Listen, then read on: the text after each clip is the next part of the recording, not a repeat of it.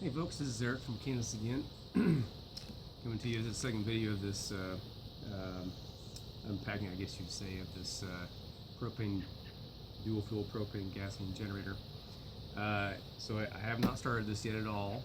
So you're going to see me trying to start it for the very first time. So we'll see how it goes. But I want to mention a couple of things here first. I don't know if I mentioned this in the first video, but I got this because of the propane that we have stored up here in these 20-pound containers. So we got probably equal amount of gasoline and propane on hand, but I only plan to run propane through this actually because propane, from what I understand, doesn't ever go bad. It shouldn't, based on what I understand it to be made of. It's pretty clean fuel. Doesn't have all the varnishing stuff that gasoline does. So even though this can take gasoline, I don't ever plan on putting gasoline in here, but it's nice to have the option. But I will just keep putting propane in here. That's the plan. So when I store it, I don't have to, run the carburetor out of fuel and all other stuff, or put fuel stabilizer in it.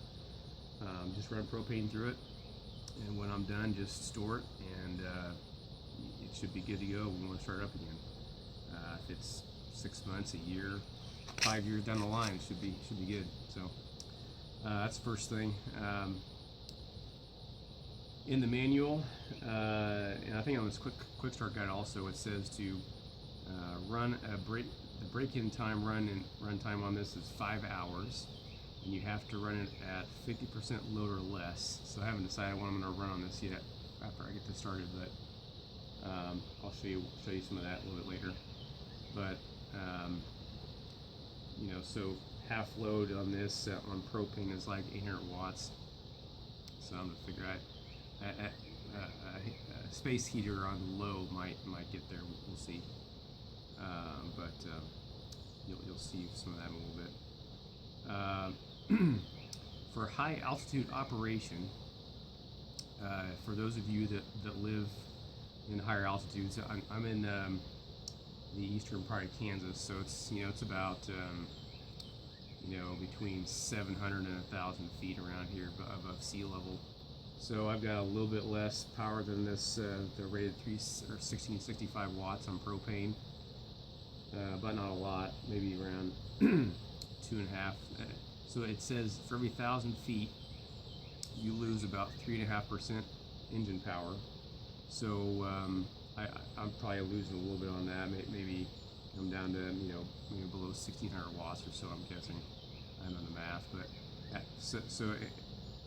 at 3,300 feet, that means from the 1665 rated, that's at sea level, you're down to 1,473 watts, and at 6,600 feet, 6,600 feet, you're down to 1,280 watts. So if you live at an altitude in the mountains and you buy one of these, or buy any generator, you keep that in mind. If the manual is worth anything, or it's a good company, they should list what the power is going to be at certain elevations. So keep that in mind when you're buying these, and what you're going to be powering, because that will affect it, obviously. Let's see here. And the rated temperatures that this is rated to run is down to 5 degrees Fahrenheit positive, and 104 degrees Fahrenheit on the high side. So that's about it there. So I'm going to go ahead and try to get this started now. Again, I haven't started this yet at all. I've been waiting to make this video here, so you're going to see this the first time. So I got the propane hooked up here. It's just a screw-on connection. It's pretty easy.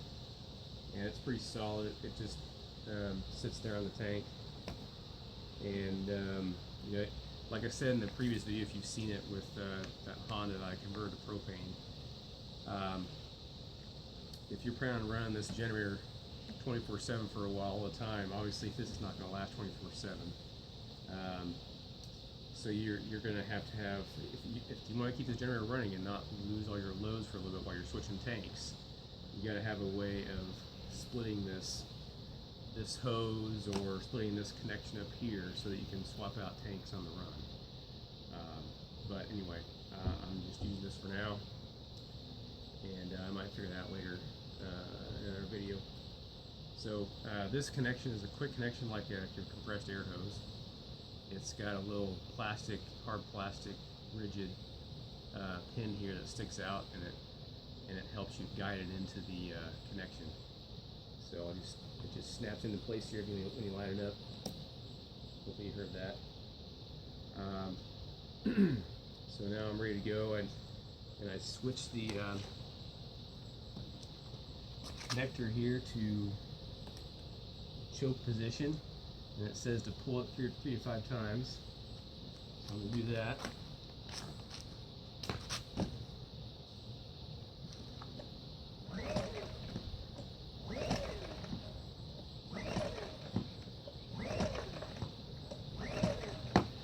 Alright, now just to turn it to the propane run position. Gasoline is right here, propane is right there. So here we go, folks. See if it'll run.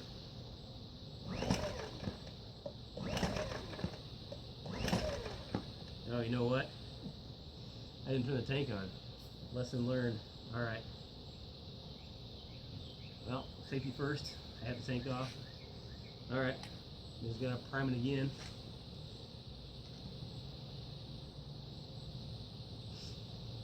Alright.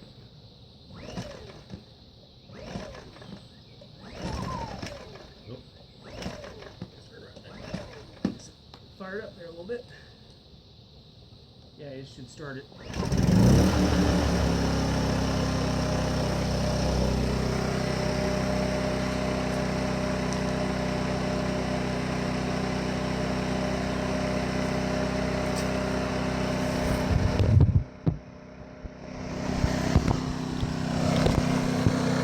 Okay, so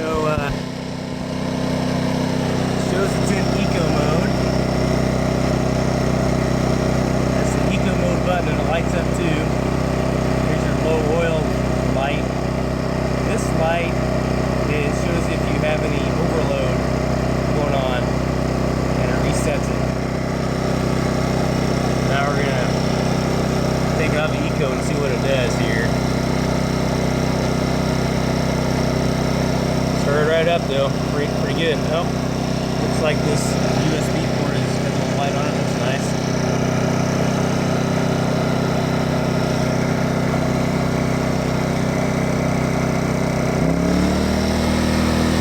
There's eco mode off.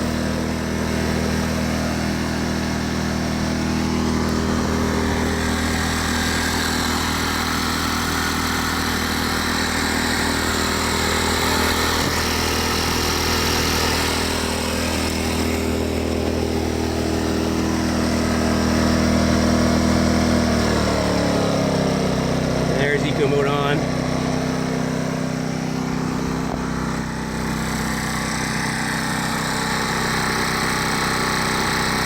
Sounds pretty good.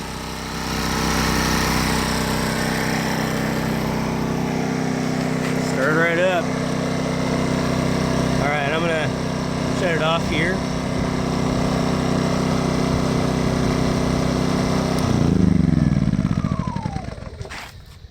Alright. Pretty good. That was pretty easy. So I'd say that the pulling mechanism on here, it sounds the exact same as the Honda. Some of the noises there, and that noise where we're shutting down there sound like the Honda too. So I wonder if there's some similar components in there, or maybe they copied something. The Chinese are good at that. I will say it on the eco mode, it's definitely a little louder and runs a little higher RPM on the eco mode, just sitting there idling. So it's probably a little louder. And I think it says that in the book. It's like 50 some decibels versus maybe, I don't know. I can't remember what the Honda is. I want to say it's below 40 at idle, but anyway, that's what I've noticed so far. So I think now I'm going to cut in, stop the video here, and show you some loads running, maybe in this video or another video, and we will catch you later. Hope you enjoyed that. Grace and peace be with you. Bye for now.